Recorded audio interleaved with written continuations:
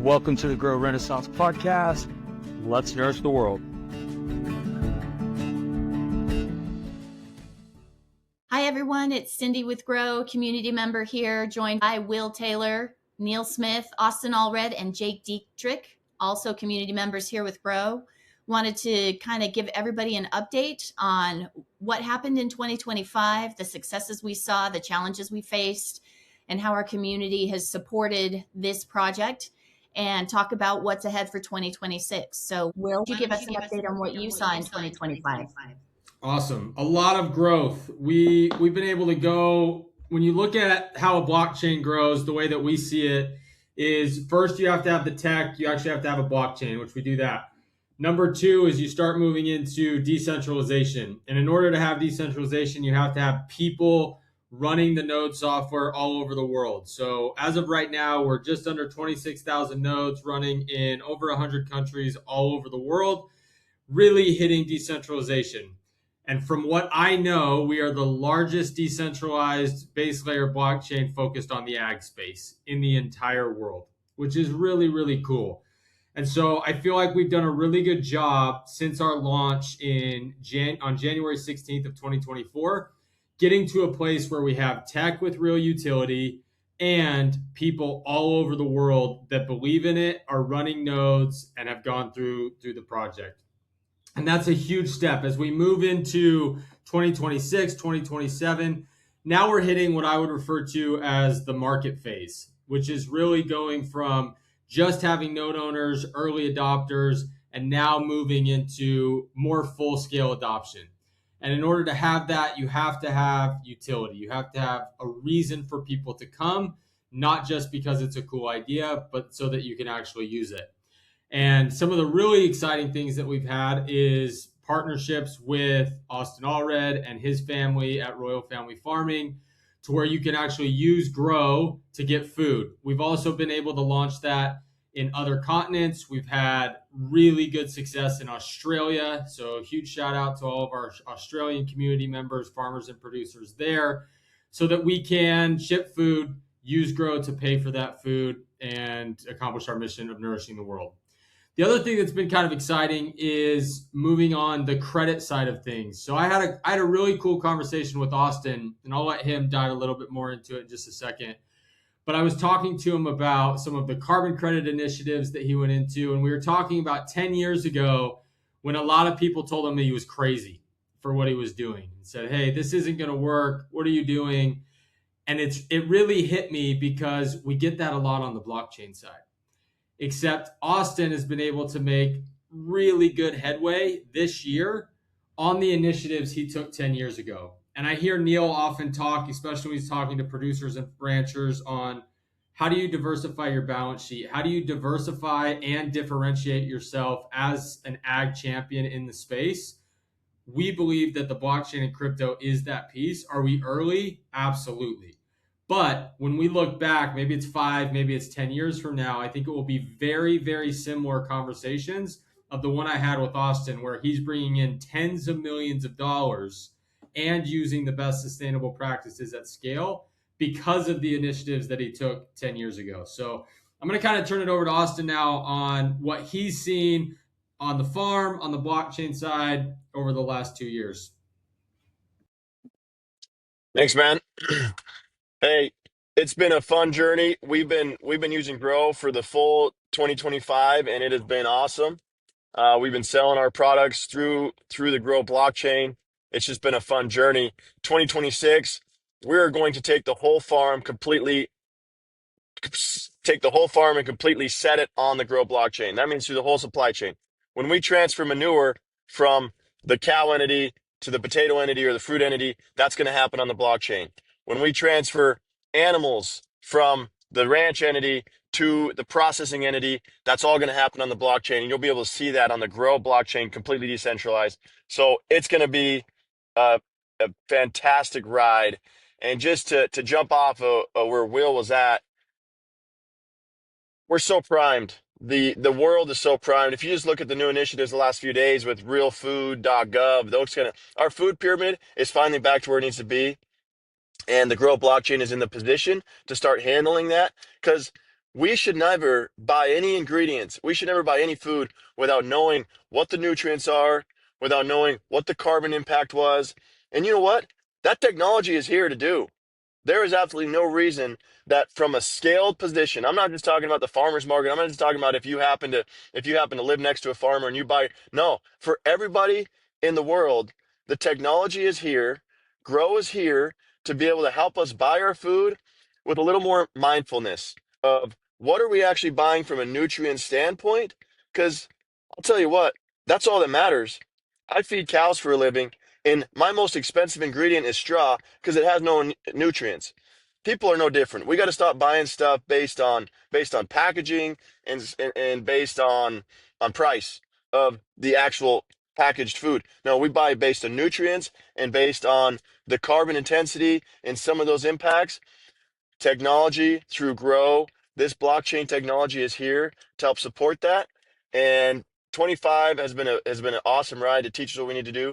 26 is where my farm, large regenerative farm, completely from beginning of supply chain to end of supply chain is on the blockchain, completely transparent, so that not just the person who happens to live next to the farmer, but the person in Chicago and the person in Seattle who have never stepped foot on a farm can have real relevant information about what they're putting in their body, both from a ecological, environmental standpoint, carbon standpoint, and from a nutrient standpoint. And I'll close with this. The best part is when we start eating food like this, obviously it's healthier. There's no reason it has to be more expensive. Because I can tell you from a farmer standpoint, we're not the one why food is expensive. We ain't making that money. That's going to all the middle junk that the Grow blockchain is going to completely flip on its head. Could not be more excited to be a part of it. And 26 is going to be a hell of a ride. I love that. And then on with that, Neil, as you're talking to different producers, as you're out there in your own fields as well, what are you seeing and what are you excited by for 2026 with Grow? You brought a lot into our 2025 and introduced a lot of producers to Grow Blockchain.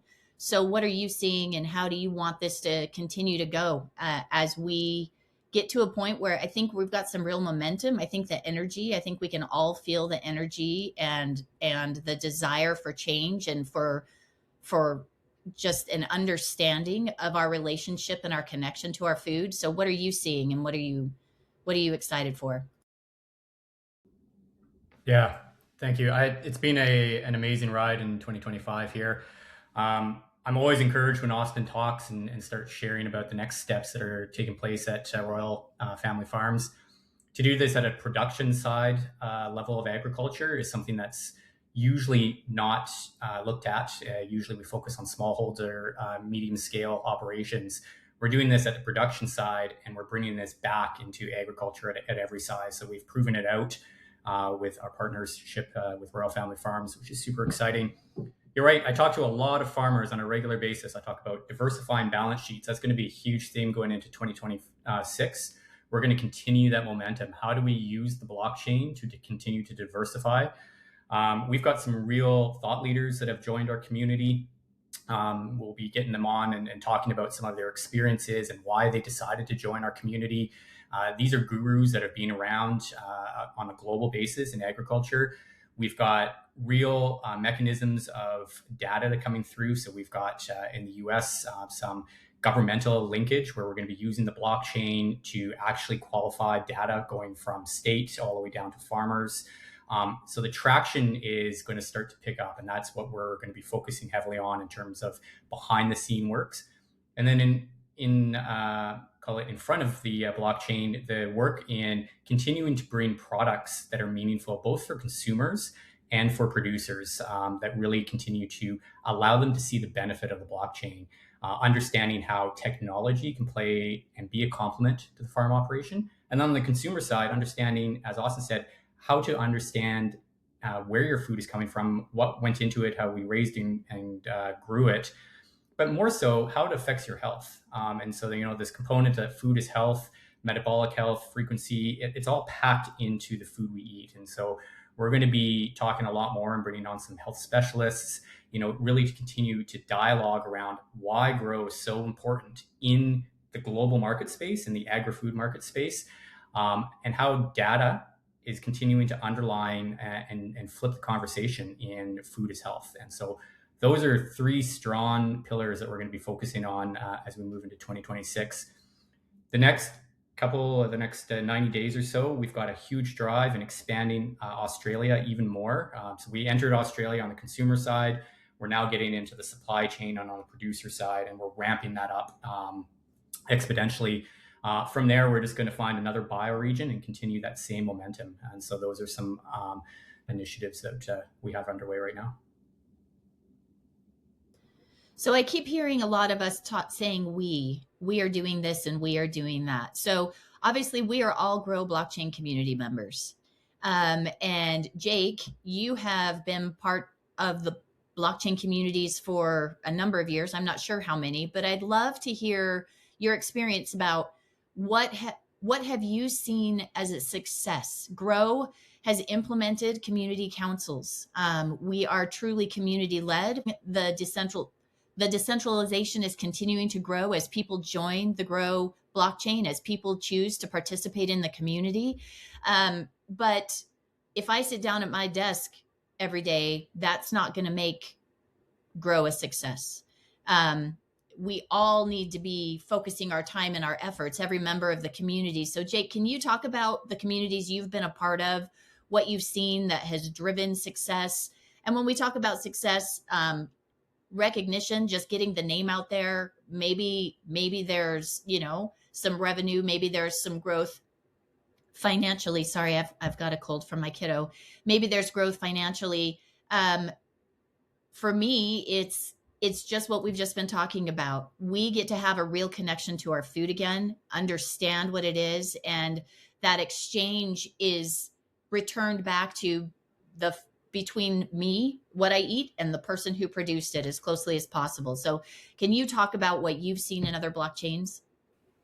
Yeah, absolutely. There are many facets to what is called decentralization, right? Like you have the technology side, and then you actually have the community driven side or aspect to it. And I've been a part of decentralized communities that, as long as they listened to the community, they were actually thriving and had a lot of success. Once they started to pivot and started going back towards that Web 2 or centralized way of how things were governed inside of that, they basically operated like a Web 2 company where a select few conglomerates were in control of everything, and they just happened to use blockchain technology along the way. And, that kind of leads to a demise. I've seen that happen multiple times. But like here, we actually are community owned. So the infrastructure that Will was talking about that has been laid, there's multiple node owners out there now. We have this network rail that can be built upon, like Austin mentioned. How do we govern that? Who actually is in control of that? And that's all of us. That's all of the community through what we call the DGF, or the distributed governance framework. We actually have implemented in place true ownership of the network by the community itself. So that means anything from coming up with ideas to proposing them and actually voting them in on chain. Now we have a council that helps organize and collect all of these different things and actually implement them into action. And you can see that the council actually serves the community.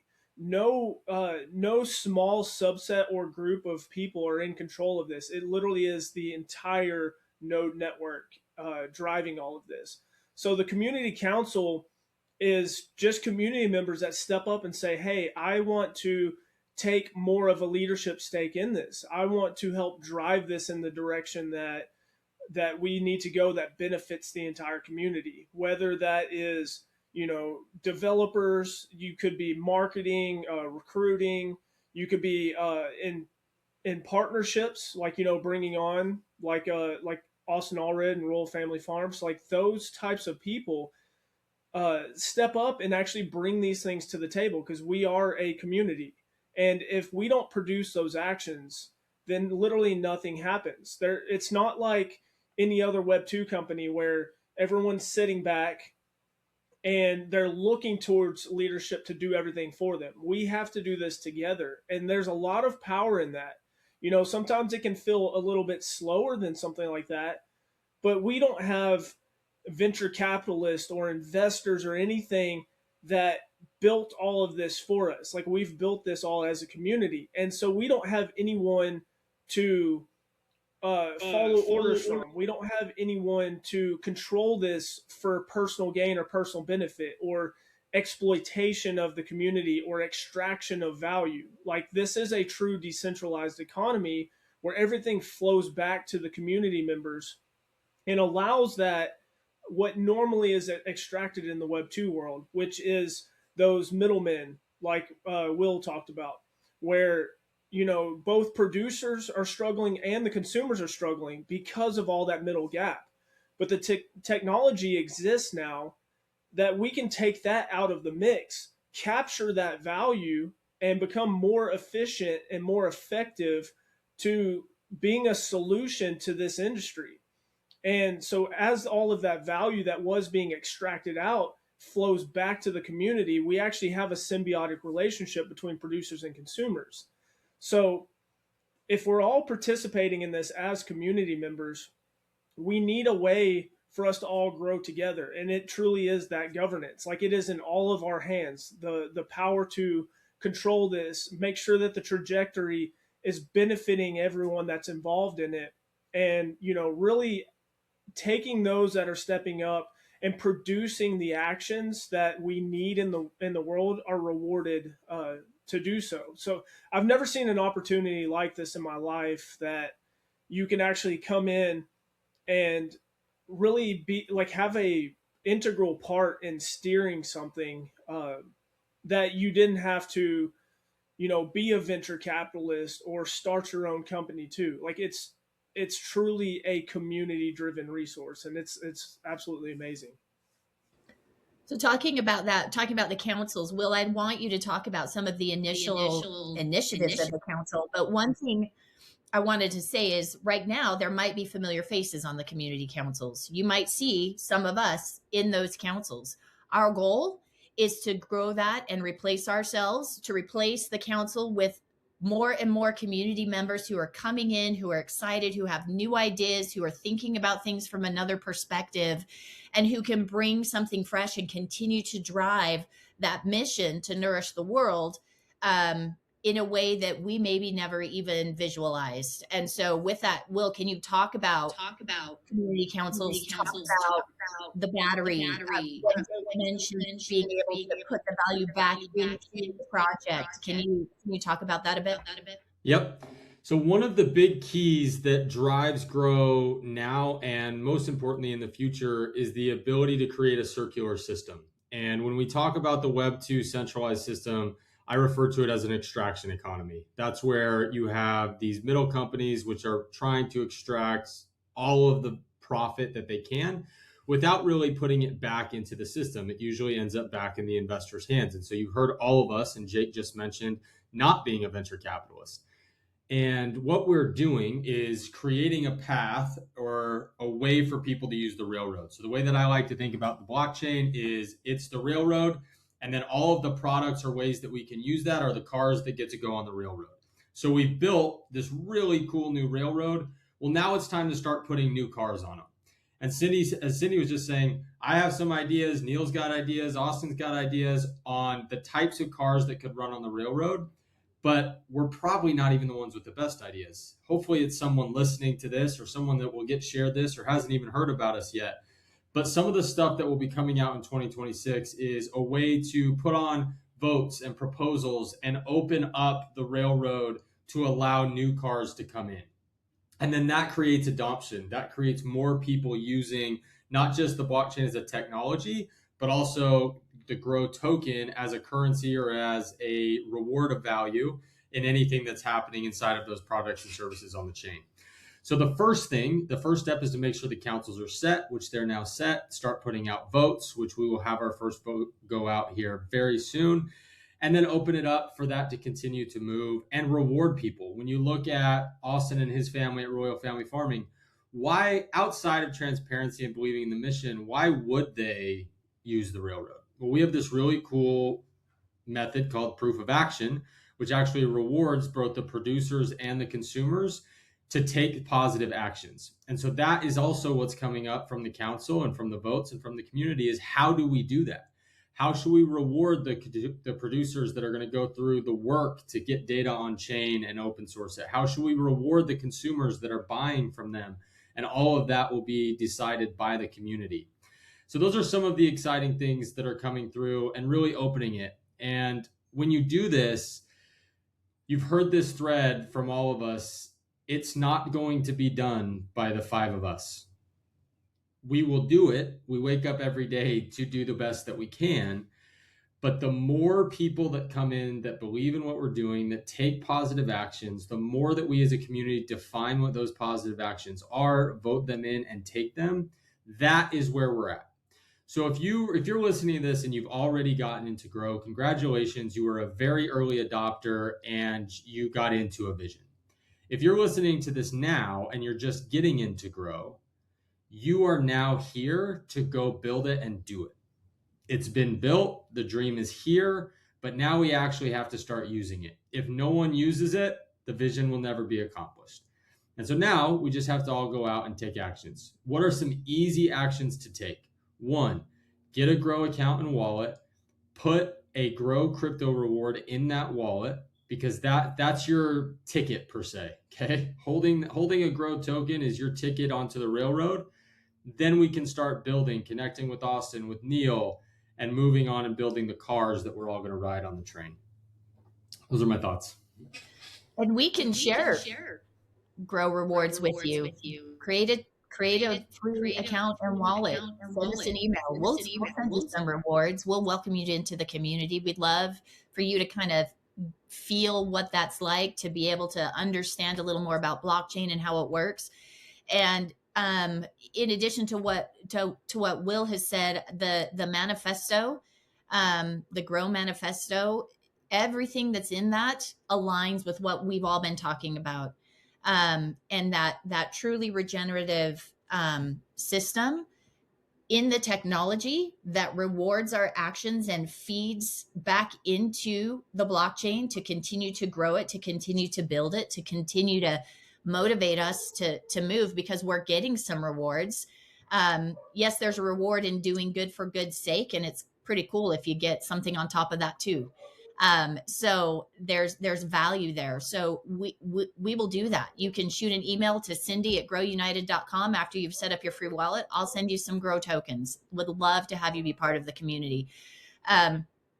Neil, after what Will has said, is there any specific call to action or any specific invitation that you'd like to give to people who may be watching who don't know about Grow? And then Austin and Jake, I'd like just to get your thoughts, and then we can close it out, and we'll have another fireside chat here in a few months.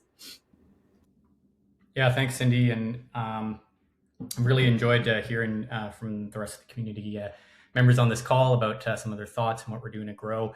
The call out would be, similar to what Will mentioned, which is, take the stepping stones to get involved in the community, and then I'm gonna really lean into all those community members that are here. I speak to a lot of you on a regular basis. We're looking for collaboration ideas on how we continue to take our vision and make it more visible and aware, and build the awareness in the market space. And so, what are some of the things that you can do to take Grow forward? On the other side, producers, if you're interested in getting involved with Grow and you just don't know how to start, it's no scarier than trying to engage yourself with the new ag tech technology that's coming in. Really, we simplify it. We can help you out. This QR code right behind me, scan it, reach out to me directly, and let's have that discussion about the ease of integration into the blockchain. This is both for off-farm asset diversification, on-farm balance sheet diversification. We've got capabilities to create legacy, where we're capturing information that historically has been kept up in your brain, so that you can pass it on to the next generation. We're using that data in numerous different ways. We've got services and products. But really the stepping stone is that first action. And that's the stepping stone that we're really moving forward with and want to help you with as a producer. For the rest of you, the ag champions, the consumers, the supply chain, the same ideas holds true there. It might just look a little bit differently for both supply chain and consumers. So to summarize, community members, how can we build awareness and visibility in your local regions, and how can you help support that? Let us know and we'll champion you and we'll back you. Producers, there's an easy path forward. We can help you get on board. You don't have to get over complicated with new terminology. Reach out to us. Let us walk you through that process. And everyone else, start listening to as many of these podcasts. Go to our social platforms and really educate yourself. And then we can plug you into our ecosystem. Let's go, Jake. And then Austin, you bring it home. All right. Yeah, so simple call to action to me is the system has already been built over here.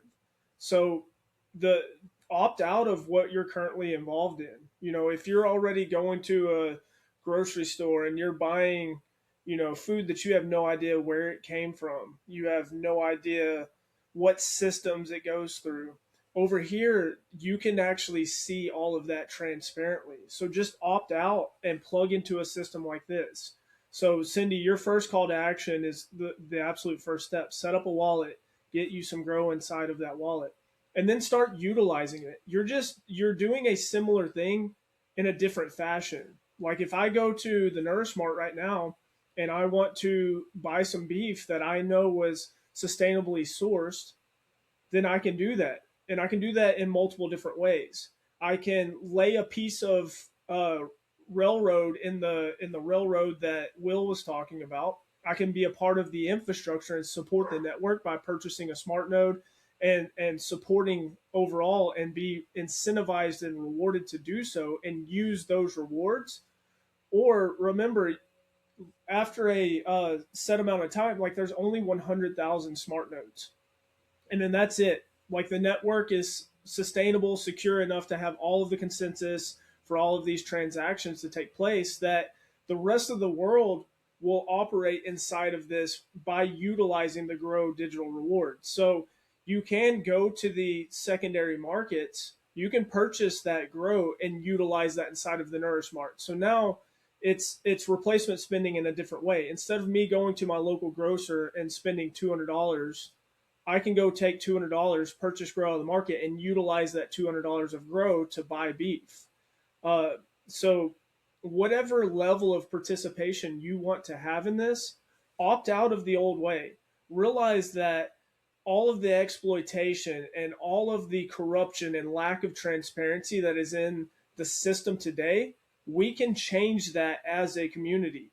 As more and more community members start joining in, we can start really ramping up and building this decentralized ecosystem over here. Because remember, the inherent value in anything is the people. You know, Facebook is absolutely nothing without the people, without all of the users, all of us inside of it. If everyone all of a sudden decided to delete their Facebook accounts, Facebook would absolutely go away. So you have that reverse effect, that network effect of the inherent value in something is the people. The more people that join into this decentralized ecosystem brings more and more value and more options for us to do different things. We can scale multiple different products that go through the Grow blockchain. I love that. And I will say, when you create your free account and wallet right now, you actually get a $500 value Sprout NFT. It will be minted to your wallet within about 10 days of you creating your free account and wallet. Every wallet that's created gets that. And that includes inside of it a light node where you can have 30 days of free hosting and start participating on a smaller scale on the Grow blockchain. You'll actually be running a light node that contributes to the decentralization on the blockchain. It also includes 30 days of free hosting for the light node. And what's really cool, in my opinion, is that it has a 50% rebate for your first purchase on the Nourish marketplace. So you've got some value right there if you take that step to create your free account and wallet. And it is 2 steps. You have to create your account and you do have to take an additional step to make a wallet. But that is a really low risk. It's a no risk way to get into the blockchain and to see what Grow specifically is all about. Now, Austin, we've talked about you being a larger producer. Can you provide a little bit of context to that? Because I do think we all kind of think of, if I go to my neighbor who has a garden, like my option is to grow my own garden, but you're doing this at scale. So as you talk about your what you would invite people to do, can you give us a little bit of context for what your operation actually is and how you're integrating the blockchain into that at scale, where people maybe believe that we can't really do that right now? Yeah, I can try. I'm not as good as these guys at articulating things, but uh, we make 90,000 gallons of milk a day. We're putting out 70,000 pounds of beef a day, um, hundreds of thousands of tons of potatoes a year, apples, cherries, some strawberries. So, honey, a big portion of the raw ingredients we need to survive are coming from the farm, and everything's done at a large scale. And so currently, as a farmer, as a large family farm, or really any farmer, we're going to sell our products to a processor who's going to buy them for, you would be surprised the prices they're buying them for. And then that processor is going to turn them into something else and sell them to a probably a shipper, and then it's going to go to a wholesaler, and then it's going to go to a retailer, which is the supply chain we're in, which has really got us where we are. I'm not totally bagging it, but it's broken, because in that process we lose we lose all the transparency and all the accountability of what's going on. So because we're a regenerative farm, a scale, we're just completely turning all of those transactions, all those processes over to the blockchain so that you can see when that happens. There's still going to be times where we're going to be buying some fertilizer from our neighbor, or there's still going to be times where we have to bring in some cardboard boxes. But we are talking to our partners and saying, look, we need to do this on the blockchain. We need these transactions to happen with cryptocurrency, because why not? Because it needs to, and because we all got to get to a point where the consumer has a little bit more vision, a little bigger window into the reality of what they're putting in their body. And then that's going to drive more food density, more regenerative practices. And so that's what we're doing in 2026, right? In 25, we were kind of figuring this all out kind of internally. Now it's like, hey, partners, hey, we're going to make this easy for you, just like we're talking about this, but partners, cardboard supplier, let's talk. This is how this is going to work. And we need this for X, Y, and Z. And it's not going to hurt. You're going to be able to make it happen. Think about when you first made a credit card 40 years ago, Grandpa. That was scary. You had no idea. You swore you'd never use it. But you know what? You're using it today. And you're actually maximizing your stupid mileage for that credit card. We're all going to get there. It's a little confusing even for me, but this is how it's going to work, guys. And we're just totally turning our farm over to this decentralization so that at a scale, all these products can have a complete digital ledger of their process, even for the people who might be buying them in a pretty conventional way. So, so that is what 26 looks like. I will show you, just because I'm driving and I want to justify it. I'm not a total idiot.